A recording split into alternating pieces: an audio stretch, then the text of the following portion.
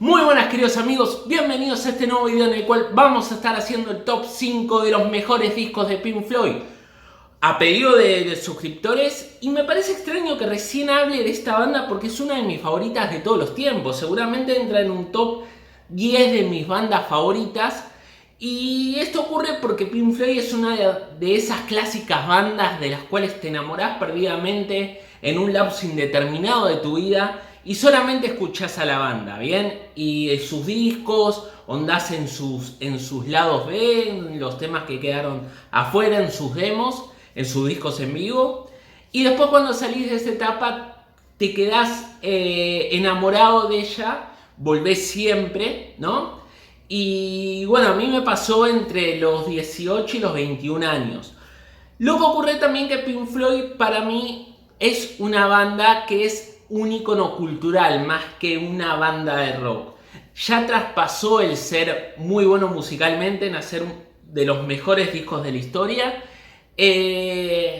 Me parece que Pink Floyd tiene una iconografía que va más allá del grupo. A ver, la portada de Dark Side of the Moon, el concepto de The Wall, mismo el cerdo volando de Animals, que si bien no es una creación de Pink Floyd en sí, se lo asocia mucho a la banda, pero por eso me parece que entra dentro de esas bandas que rompe culturalmente con lo musical y va más allá de eso y se hace algo muchísimo más grande. Y muy poquitas bandas contadas con los dedos de una mano logran hacer eso. Tenemos a los Beatles, tenemos a los Rolling Stones, tenemos a Queen, y paremos de contar, ¿bien? A esa altura está Pink Floyd.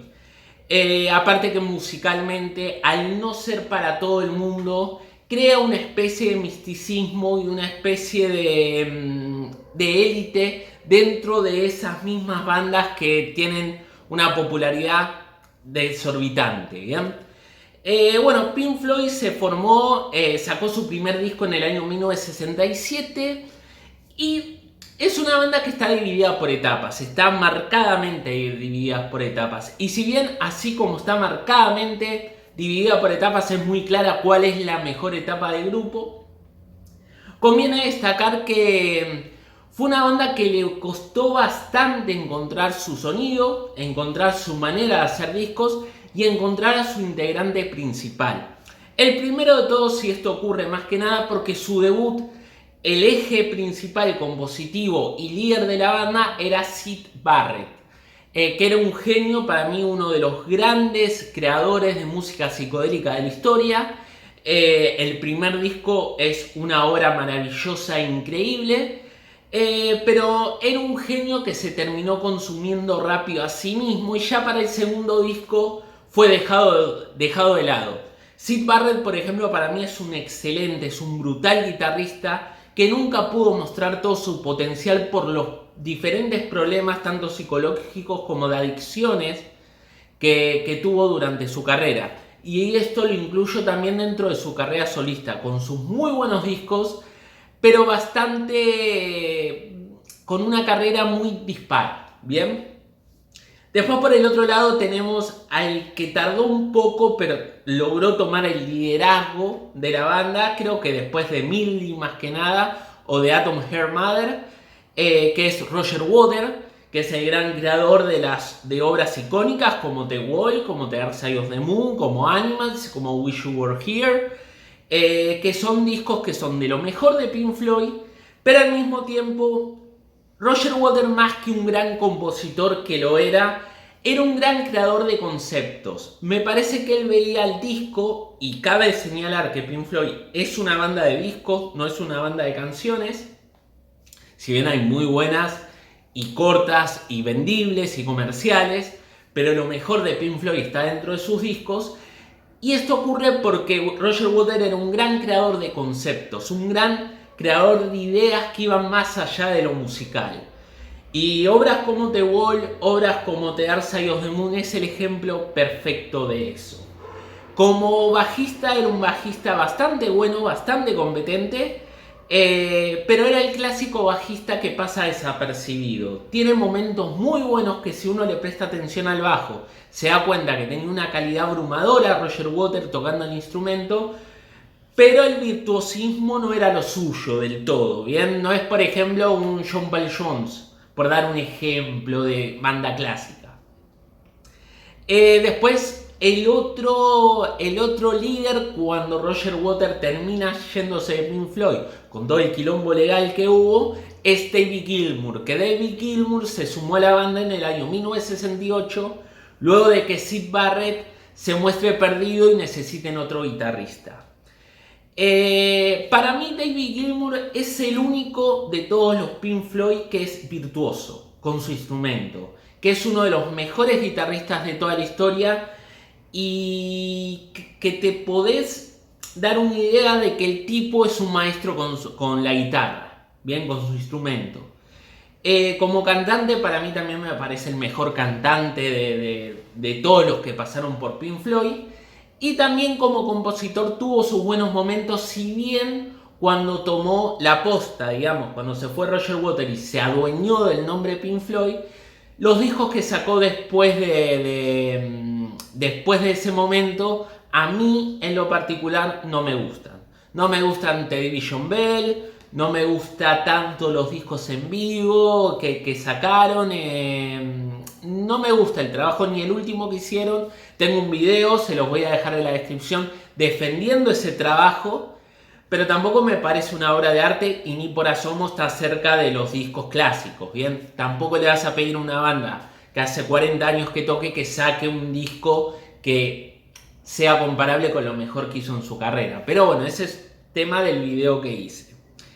El otro gran componente de Pink Floyd, y para mí en lo musical, el que más destaca y el que es el dueño del sonido Pink Floyd es Richard Wright. Uno de los mejores tecladistas, para mí el mejor ejecutor de sintetizadores de la historia, ¿bien? Y Richard Wright es como la ejemplificación perfecta de lo que es el sonido de Pink Floyd. No es ultra virtuoso, no tiene una manera de tocar que vos te quedes con la boca abierta, pero es la nota justa en el momento indicado.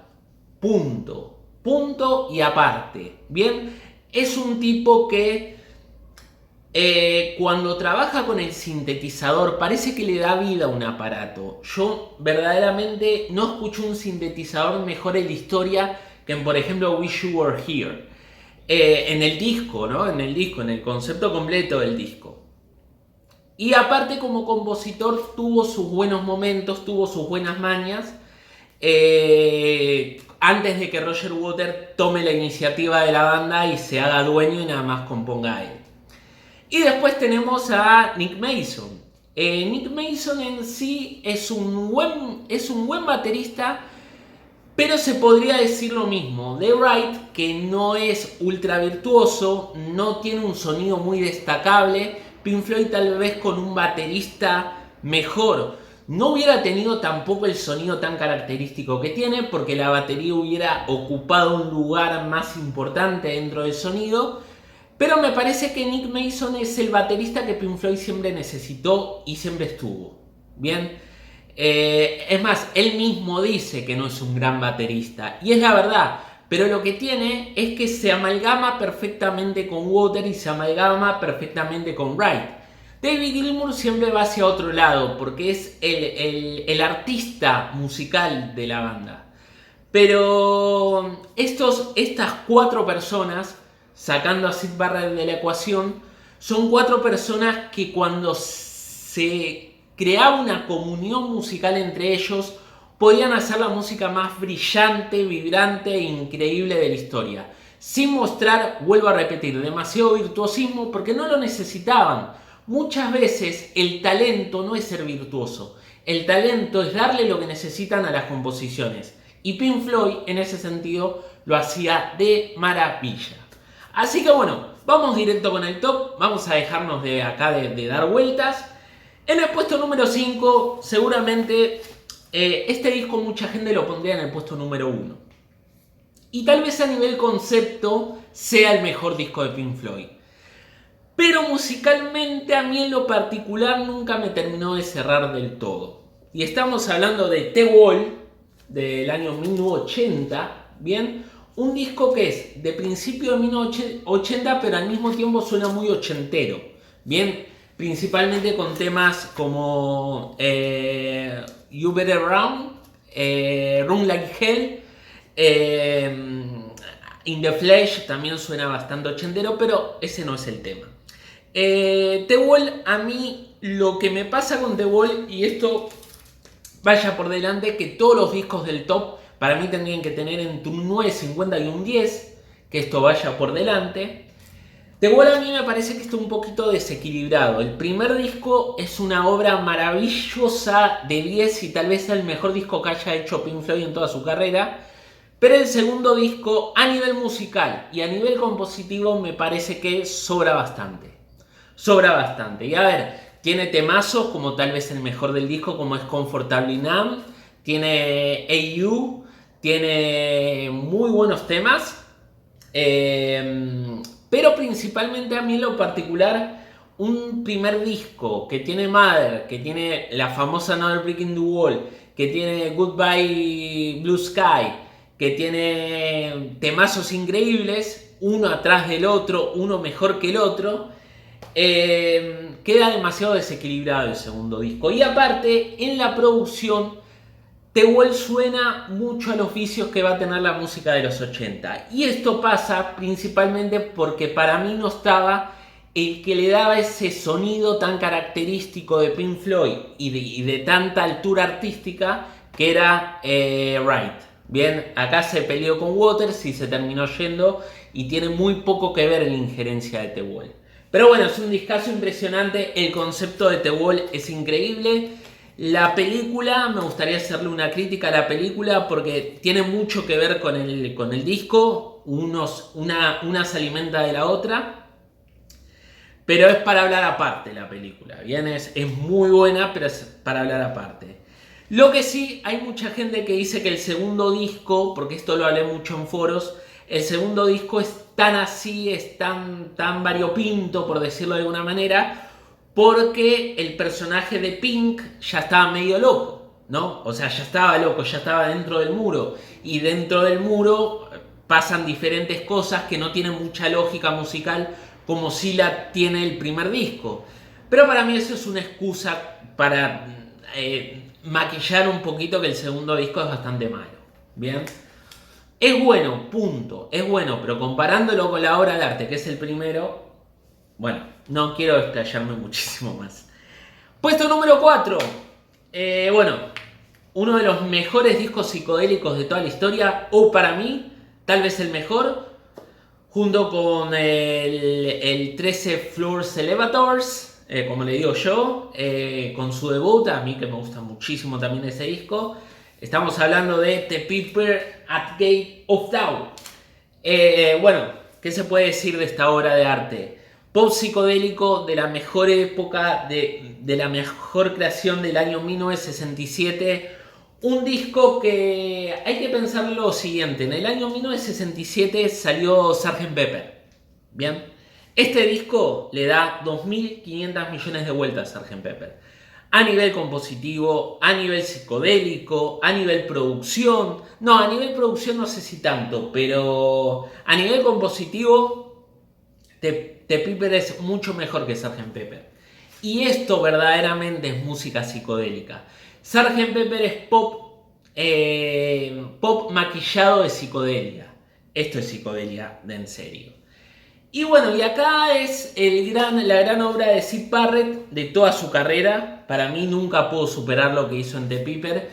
Y tiene ese sabor amargo este disco de hasta dónde podría haber llegado un músico como Barrett. Bien, porque aparte de ser grandísimo compositor haciendo temas como Astronomy Domine, Matilda Mother, Lucifer Sam, bueno, Interstellar Overdrive, increíble. Bike, por ejemplo, era un excelente guitarrista, era un guitarrista brillante, que va en boga de lo que digo de Pink Floyd. No era ultra virtuoso, pero sí tenía un talento especial para cuando tenía que sonar la guitarra y cómo tenía que sonar dicha guitarra.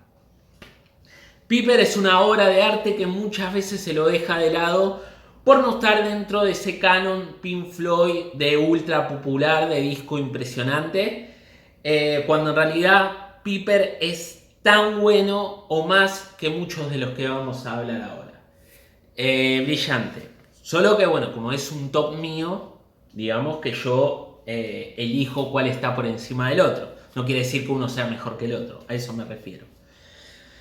Bueno, con el puesto número 3 me van a matar, seguramente. Mucha gente que haga tops de Pink Floyd va a poner este disco en el primer lugar, pero para mí, este disco no es más importante, y esto lo hablamos con Sgt. Pepper también, es más importante que bueno. Y aún así es un disco de 10. Bien, es un disco de 10. Pero su importancia, no voy a dar tantas vueltas, che. The Dark Side of the Moon. Me estoy defendiendo de por qué lo estoy poniendo en el puesto número 3 y es mi top, che. Déjense de joder. Una obra de arte brillante, musicalmente, desde el concepto a nivel producción fue un antes y un después en la historia de la música. Compositivamente es brutal, tiene temazos como Time, como Money, como The Great Hit in the Sky, como, bueno, todos los temas de este disco Eclipse es uno de los mejores cierres de álbum. Pero principalmente lo que es este disco es que apareció en el momento justo, en el lugar indicado, y tuvo la publicidad que tenía que tener para llegar al estatus que llegó. Tanto cuando salió como el estatus que tiene ahora. Yo en lo particular no lo veo un disco tan perfecto. Los dos temas que son instrumentales, si bien On The Run tiene voces, pero voces son más instrumentos que voces. Para mí sobran un poquito sobre el disco y toman la idea de concepto para que ocupe el lugar en el disco y no queden mal, que verdaderamente no quedan mal.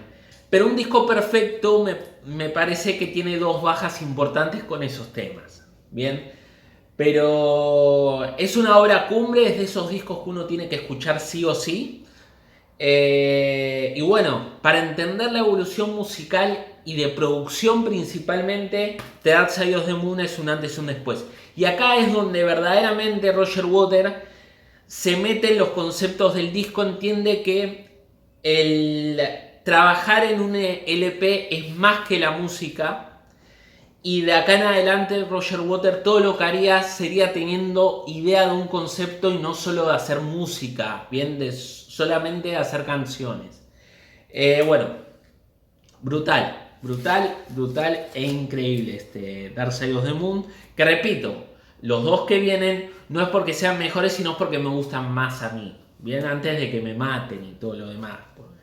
Bueno.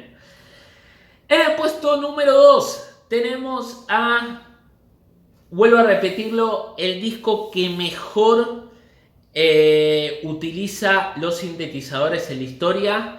Un instrumento que a mí demasiado no me agrada, pero que en este disco hacen cosas brutales. Para mí es el gran disco de Right, sin ningún lugar a dudas. Y tenemos a Wish You Were Here. Una obra de arte, una obra completamente perfecta, es completamente brillante, y que mientras The Dark Side of the Moon era un disco que sufría cuando no había voces, cuando no había melodías, Wish You Were Here brilla cuando no hay melodías, brilla cuando no hay una voz ocupando espacio y uno le puede prestar atención a las grandes atmósferas que crea este disco. Así como pude decir de The Dark Side of the Moon que hay momentos flojitos dentro de la genialidad, acá no hay ninguno. Hay mucha gente que dice Welcome to Machine es un tema malo o es un tema que no está a la altura. Para mí todo lo contrario. Es una crítica ácida, completamente creíble de lo que es la industria de la música, pero principalmente los sintetizadores que tiene ese tema. Increíble. Sacale esos sintetizadores al tema y el tema no dice absolutamente nada. Ponéselo si es uno de los mejores temas de la historia. Punto. Y aparte, bueno, de la clásica suite que para mí son los mejores temas que ha hecho Pink Floyd en su carrera, que son Shine on You Crazy Diamond, que son temas que son, estoy diciendo mucho que son, que dedicaron a Syd Barrett, y a Syd Barrett no le gustó. Esa es una historia bastante peculiar, que escucharon juntas. Yo les aconsejo que hagan la prueba de escuchar una tras de la otra a oscuridad, con auriculares que tengan buena calidad musical, buena calidad de sonido. Se van a llevar una de las mejores noches de su vida, en serio, hagan la prueba. Y aparte, bueno, tiene el gran éxito de Wish You Were Here, uno de los temas más populares de la banda y una de las baladas más bellas y más preciosas de la historia. También se podría decir que, ya que hablamos de todo. Have a Cigar, que es un tema que no puedo recordar el nombre del cantante, pero al mismo tiempo es un cantante que se nombra en un tema de Led Zeppelin 3. Uno dice, ¿quién es este tipo? Bueno, es el que canta en Have a Cigar. Bien, perdón por los datos, voy a ponerlo por acá arriba, el nombre del muchacho, así saben de lo que hablo. Pero bueno, una obra brutal que musicalmente es música de ensueño, es música muy lumínica. Es música que, si vos querés enseñarle a una persona cómo suena lo mejor de Pink Floyd, este es el disco que le tenés que dar. Te vuela la cabeza verdaderamente. Yo estuve enamoradísimo de este disco muchísimo tiempo. Antes de pasar al puesto número 1, vamos a hacer grandes discos que se quedaron afuera de esta cantinela de top de los mejores discos de la historia, también se podría decir. El primero de ellos es en el disco en el cual Pink Floyd, digamos, como que encontró su sonido, que le costó bastantes discos y bastantes años, en donde ya Roger Waters se estaba asentando como el compositor con más importancia dentro de la banda. Estamos hablando de Atom Heart Mother, con su suite, con la primera suite de rock sinfónico que ha hecho Pink Floyd, y tal vez creo que la única, porque rock sinfónico en sí lo único que hizo Pink Floyd es Atom Heart Mother. Que es verdad, es una prueba, es bastante larga, es bastante cansina, pero está muy bien lograda y muy bien creada, la verdad es muy buen tema. Pero lo mejor de este disco para mí está en las canciones que quedaron afuera dentro de las dos suites, que la otra es Alan's Psychedelic Breakfast, que a mí en lo particular es un tema que no me gusta. Pero Summer 68, soy muy malo con las letras, con los números en inglés. Summer 68 es un tema muy bello, If es una balada muy bella y Fall All Sun es una balada increíble y maravillosa de Gilmour, que es una de las mejores canciones que ha hecho para Pink Floyd, verdaderamente. Y el otro que me gustaría destacar es el anterior a todos los discos que estuvimos nombrando, que es Medley, que es, digamos, la evolución natural de lo que fue Atom Heart Mother, un poquito más centrado, pero con la idea también de tener un gran tema que ocupe todo un lado de un vinilo, que es algo que se utilizaba mucho en el rock progresivo de la década del 70, pero en este caso tenemos a una de las mejores suites de rock progresivos de la historia, llamada Echoes, o Echoes, o como se le quiera decir. Es brutal Echoes, es brutal porque si uno musicalmente se pone a estudiar paso por paso, es una de las cosas más increíbles que se ha hecho en la historia de la música. Cabe destacar, por ejemplo, un detalle que a mí me parece brillante. Este tema no tiene estribillo. No existe el estribillo en este tema. Y el estribillo en sí, que puede llegar a ser como tal, es una cadencia de acordes de guitarra.